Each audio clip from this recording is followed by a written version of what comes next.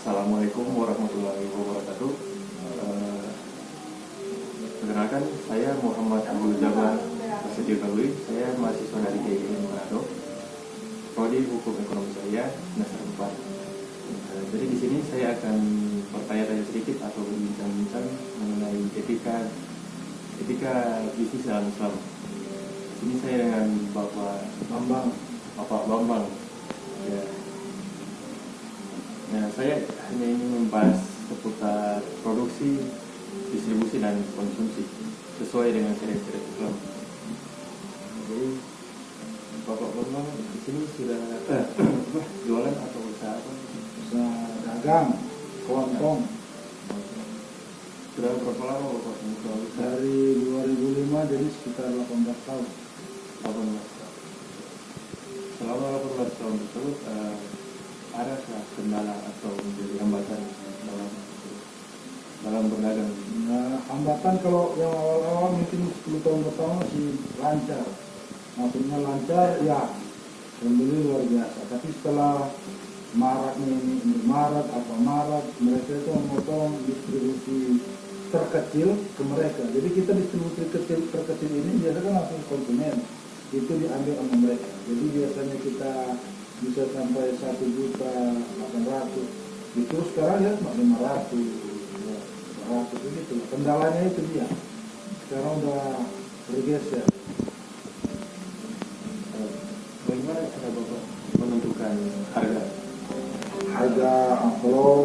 Kalau harga biasa saya ada 3 tipe ya. Pertama, kalau barang yang lancar saya ambil sekitar 15%-an keuntungan.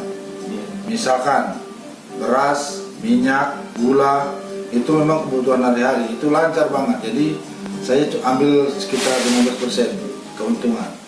Baru yang kedua, yang sedang, nggak terlalu lancar. Misalkan minuman ringan. Minuman ringan ini biasanya saya ambil keuntungan sekitar 25%. Kenapa? Karena dia selain biaya transport saya mengambil, biaya listrik saya harus sediakan. Jadi saya akumulasi sekitar 25%. Dan yang ketiga, ada yang mencapai sampai 50% karena barangnya lama laku. Misalkan buku, alat tulis, itu kan anak-anak sekolah nggak tiap hari beli, sebulan 2 bulan, itu makanya saya ambil keuntungan sekitar 50%. Jadi dengan keuntungan dengan mengambil keuntungan besar seperti itu 25 atau 50% itu tidak melanggar syariat Islam, tidak? Kalau Melanggar sih, karena saya tahu bahwasanya berapapun kita ambil untung, yang penting pembeli suka. Biarpun 1000%, tapi kalau pembeli suka, halal. Tidak pembeli tidak merasa dirugikan. Iya. Jadi di sini kan berbicara tentang berdagang. Rasulullah SAW kan beliau berdagang. Rasulullah mempunyai 4 sifat yang bisa kita aplikasikan dalam berdagang, yaitu sifat sidik, jujur dalam berdagang, sifat amanah, dapat dipercaya. Yang ketiga sifat tertib, itu komunikatif. Yang keempat sifat patona, bijaksana dalam berdagang. Ya. Di sini usaha Bapak saya lihat tidak ada yang keliru, semua sudah Alhamdulillah. Ya, sudah memenuhi syariat Islam, tidak ada yang keliru. Nah, jadi saya di sini mempunyai contoh kasus. Ada kenalan saya, dia mempunyai kios seperti Bapak ini, punya warung. Dia seorang Muslim, tapi dia menjual yang orang Manado kenal dengan cap tikus. Dia menjual cap tikus dengan alasan bahwa penghasilan dari penjualan cap tikus tersebut tidak dia pakai untuk memenuhi kebutuhan hidupnya atau memenuhi kebutuhan keluarganya, tetapi hasil dari penjualan cap tikus tersebut dia pakai untuk membayar sewa tempat.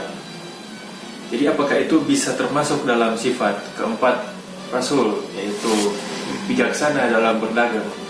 Gimana pendapat Bapak? Kalau saya sih jauh dari itu ya. Begini, yang namanya haram, biar mau dicampur ke halal sedikit saja itu jadi kena haram semua. Iya. Jadi seperti Anda punya teman tadi menjual cap tikus untuk membayar sewa, sementara dia sewa tempat itu jualan yang halal-halal. Iya. Sementara yang halal-halal dijual di tempat yang haram, gitu loh. Otomatis kalau menurut saya itu pasti jadi haram semua. Kalau menurut saya, kalau menurut Anda bagaimana? Ya, singkatnya itu sudah termasuk haram sih. Itu juga sudah dijelaskan dalam Al-Quran. Allah Subhanahu Wa Taala berfirman dalam Al-Quran surah Al-Baqarah ayat 42. Janganlah kalian campur adukan antara kebenaran dan kebatilan, dan kalian sembunyikan yang benar padahal kamu mengetahuinya. Jadi itu tadi. Terima kasih Bapak. Oke, Ya, semoga sukses Ya. jadi sarjana yang baik. ya terima kasih Pak.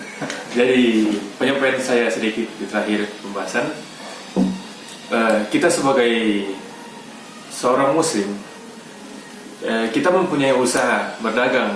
Alangkah baiknya kita mengikuti apa yang sudah diajarkan oleh Rasul dalam berdagang.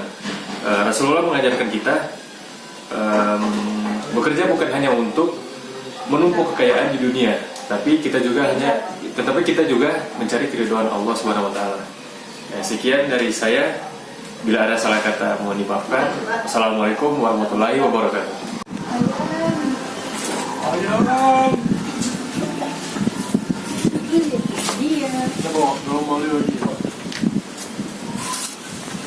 Bubur sudah.